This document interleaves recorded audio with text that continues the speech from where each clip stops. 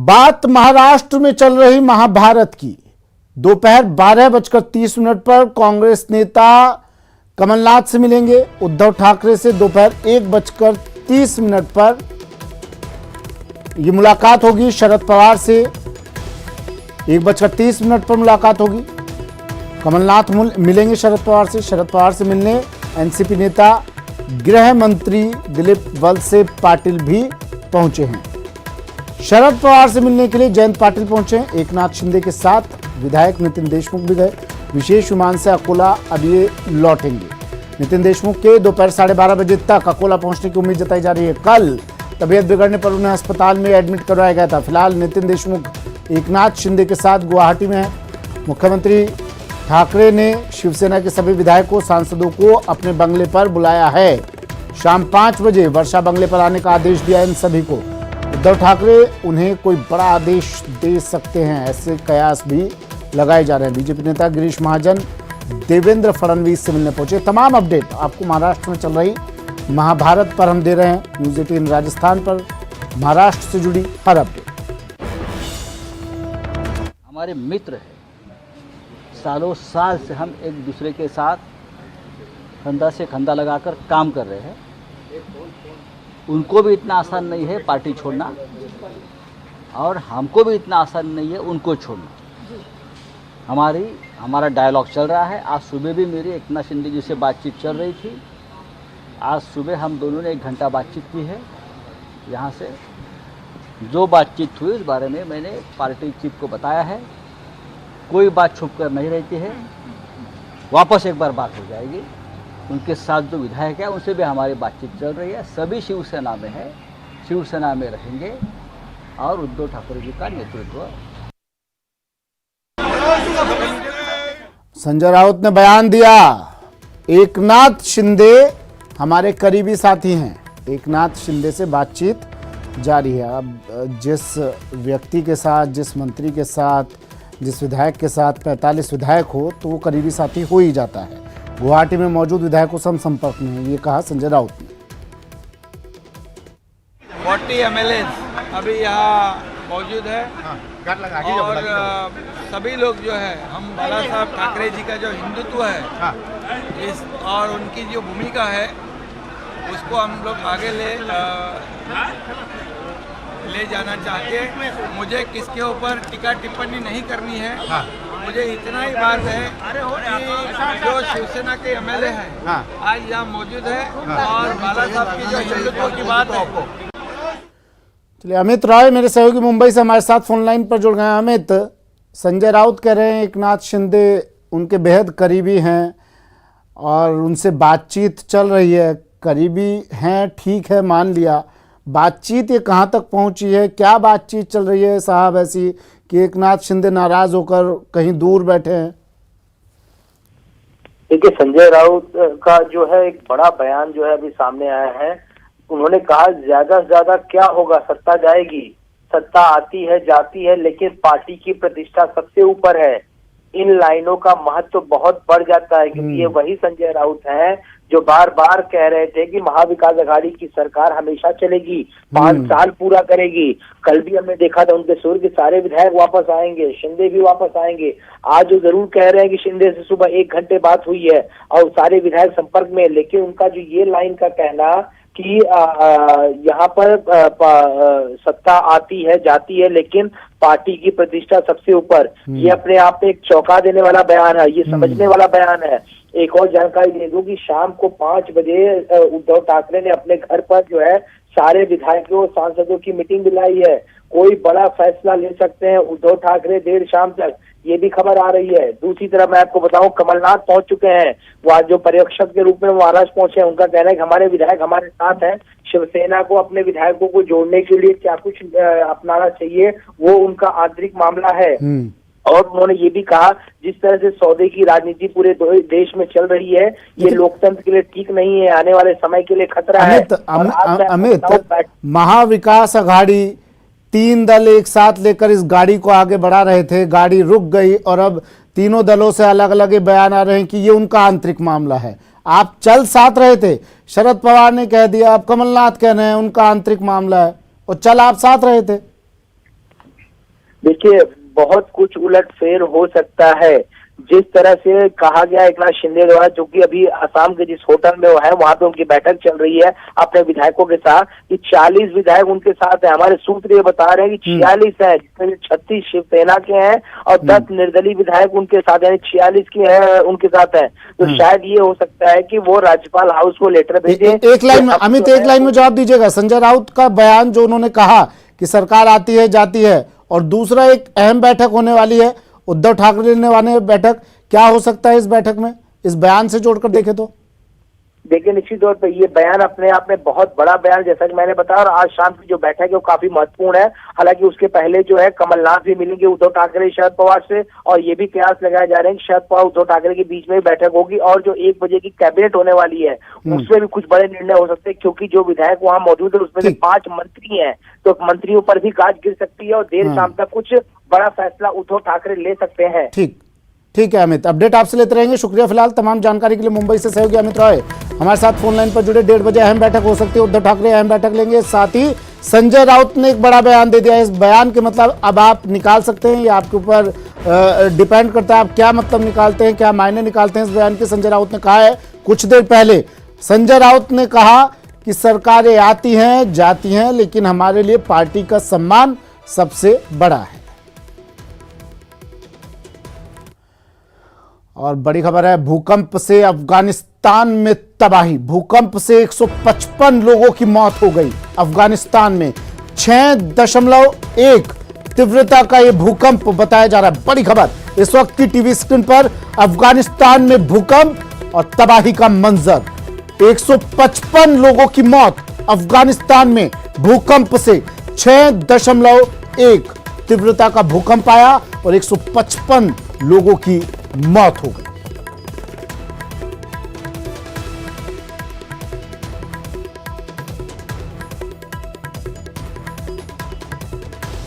बड़ी खबर है इस वक्त की, अफगानिस्तान से बड़ी खबर। 155 लोगों की मौत हो गई भूकंप से। 6.1 तीव्रता का भूकंप अफगानिस्तान में आया और हर तरफ तबाही मचाकर चला गया। 155 लोगों की मौत इस भूकंप से हुई। 6.1 तीव्रता का यह भूकंप, रिक्टर पैमाने पर इस भूकंप की तीव्रता 6.1 बताई जा रही है। 155 लोगों की मौत। बड़ी खबर इस वक्त, ये तस्वीरें देखिए, चारों ओर सिर्फ तबाही। मकान गिर गए, पेड़ धराशायी हो गए, सड़कें उखड़ गई, चारों ओर सिर्फ तबाही और तबाही। 155 लोगों की इस भूकंप में मौत हुई है। 6.1 रिक्टर पैमाने पर इस भूकंप की तीव्रता बताई जा रही है। बड़ी खबर, और अफगानिस्तान की ये तस्वीरें देखिए, भूकंप आने के तुरंत बाद की ये तस्वीरें, हर तरफ सिर्फ तबाही का मंजर।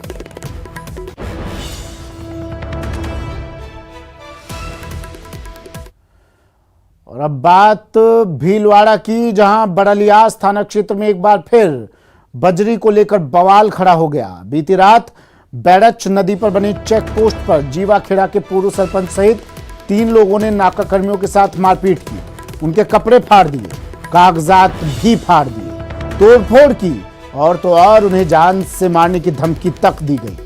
पुलिस ने पूरे मामले में पूर्व सरपंच सहित 3 लोगों के खिलाफ मामला दर्ज कर लिया है।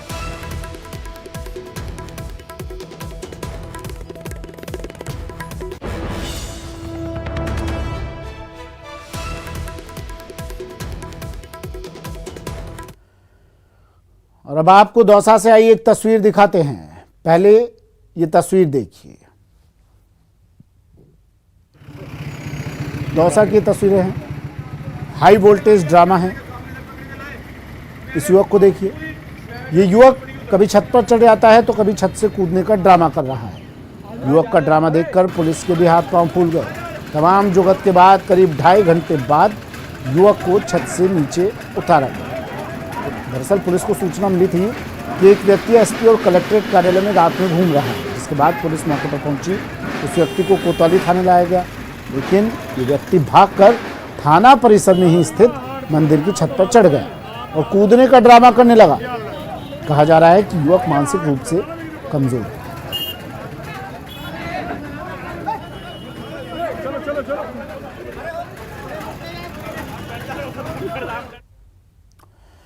और अब बात एक शातिर गैंग की, जिसे अजमेर की दरगाह थाना पुलिस ने दिल्ली से गिरफ्तार किया है। ये मोबाइल चोरी के अंतर्राज्यीय गैंग है। इस गिरोह के 4 गुर्गे नॉर्थ ईस्ट दिल्ली के रहने वाले हैं।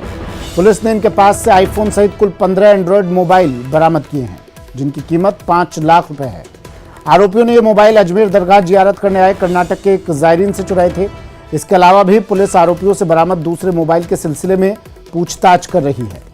दरअसल मोबाइल चोर गैंग के गुर्गे अजमेर में आकर मोबाइल चोरी की वारदात को अंजाम दिया करते थे।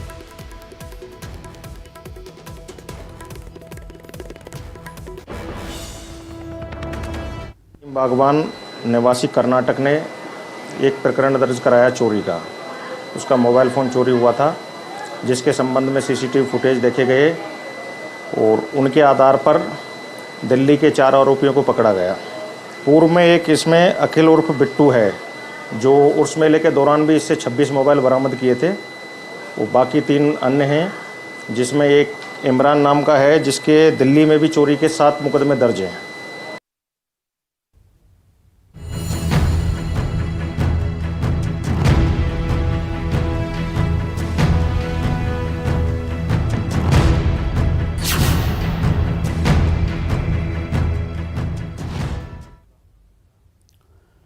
और अब बात एक ऐसी गैंग की जो शातिर है, इतनी कि अब तक न जाने कितने लोगों को चूना लगा चुकी है। कोई आम गैंग नहीं, हाईवे गैंग है, एटीएम ठगी करने वाली। सावधान, ठगों की बदली चाल।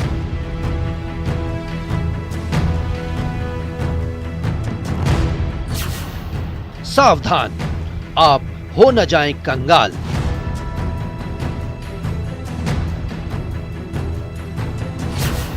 सावधान, एक चूक पड़ेगी भारी। एटीएम ठगी वाला हाईवे गैंग।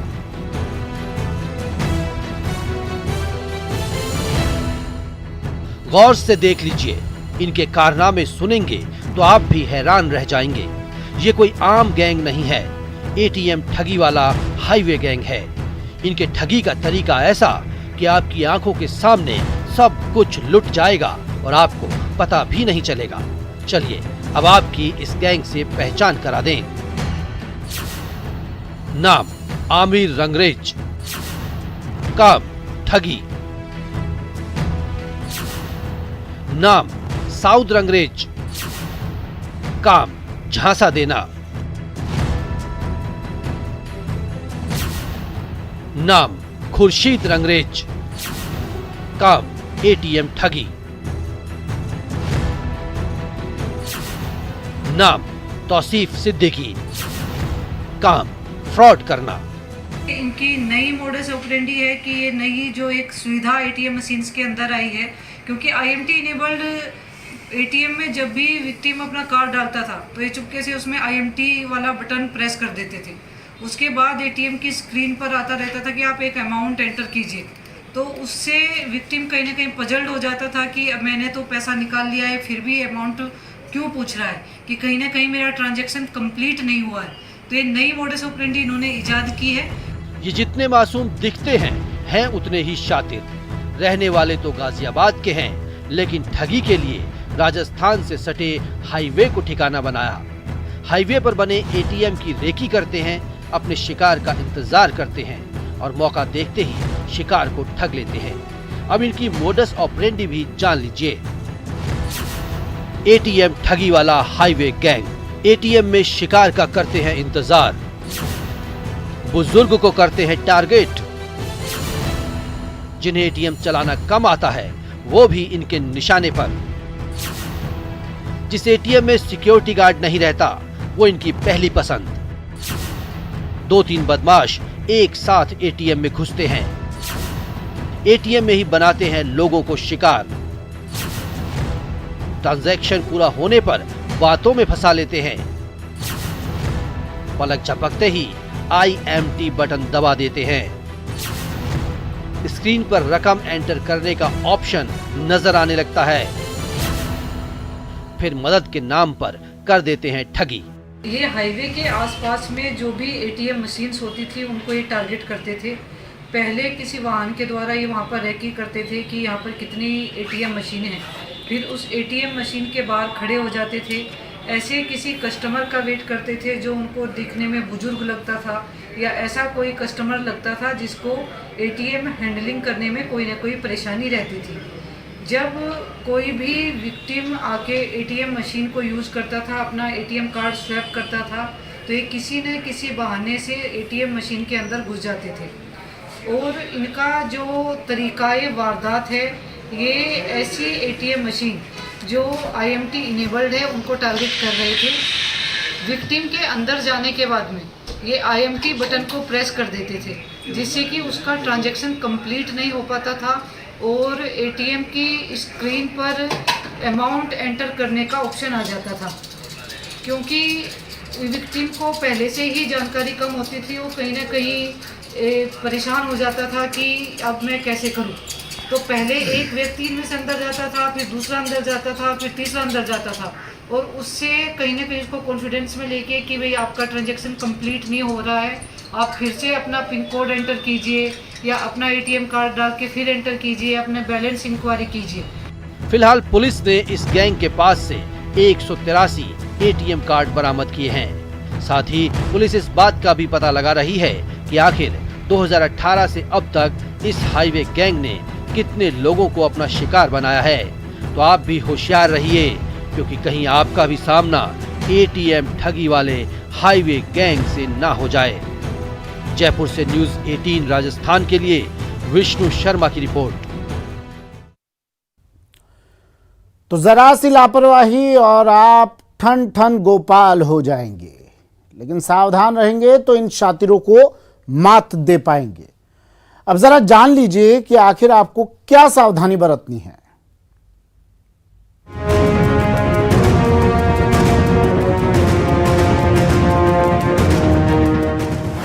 ऑनलाइन फ्रॉड से कैसे बचें? कभी भी फोन पर किसी को अपनी बैंक डिटेल ना दें। बैंक के कस्टमर केयर एग्जीक्यूटिव फोन या ईमेल पर आपकी पर्सनल जानकारी कभी नहीं मांगते। गैर विश्वसनीय साइटों पर अपनी निजी जानकारी न डालें। किसी से अपना बैंकिंग या डेबिट पासवर्ड और पिन या अकाउंट नंबर शेयर ना करें। कुछ महीनों के बाद नियमित रूप से पासवर्ड बदलते रहें। किसी और का बताया पासवर्ड न बनाएं। किसी से OTP शेयर ना करें। डेबिट कार्ड से शॉपिंग कर रहे हों तो अपने फोन नेटवर्क से दी गई जानकारी का इस्तेमाल करें, न कि पब्लिक वाईफाई से आई जानकारी का। लेन देन की रसीद जरूर लें। ऑनलाइन शॉपिंग के बाद अपना बैंक स्टेटमेंट जरूर चेक करें। ये वो तरीके हैं जिसे अपनाने से आप नेट के नटवरलाल से बच सकते हैं। अब जरा ये भी जान लीजिए कि अगर आप फिर भी ऑनलाइन फ्रॉड के शिकार हो जाएं तो क्या करें। ऑनलाइन फ्रॉड हो जाए तो क्या करें? RBI के मुताबिक अगर आप फ्रॉड का शिकार हुए हैं तो आपको अपने बैंक को 72 घंटे के भीतर इसकी जानकारी देनी होगी। इसके बाद बैंक मामले की जांच करेगा और देखेगा कि पैसे आपकी गलती के कारण किसी दूसरे खाते में ट्रांसफर हुए हैं या आप धोखाधड़ी का शिकार हुए हैं या फिर किसी ने आपके अकाउंट से पैसे निकाल लिए हैं। अगर आप साइबर फ्रॉड का शिकार हुए हैं तो बैंक चोरी हुए पैसों की भरपाई करेगा, लेकिन ये भरपाई कुछ शर्तों के आधार पर होगी। सबसे पहले अपने अकाउंट, कार्ड और इंटरनेट बैंकिंग को बंद कराएं। इसके बाद पुलिस में फ्रॉड की शिकायत दर्ज करवाएं। बैंक में FIR की कॉपी लेकर जाएं। इसके आधार पर बैंक फ्रॉड की जांच करेगा। अगर कस्टमर 7 दिनों के बाद बैंक के पास फ्रॉड की शिकायत लेकर आता है तो बैंक का बोर्ड इस पर फैसला लेगा। तो समझ लीजिए, गांठ बांध लीजिए, क्योंकि ATM ठगी वाले हाईवे गैंग को आपकी सावधानी ही मात दे सकती है। Bureau report, news 18 Rajasthan.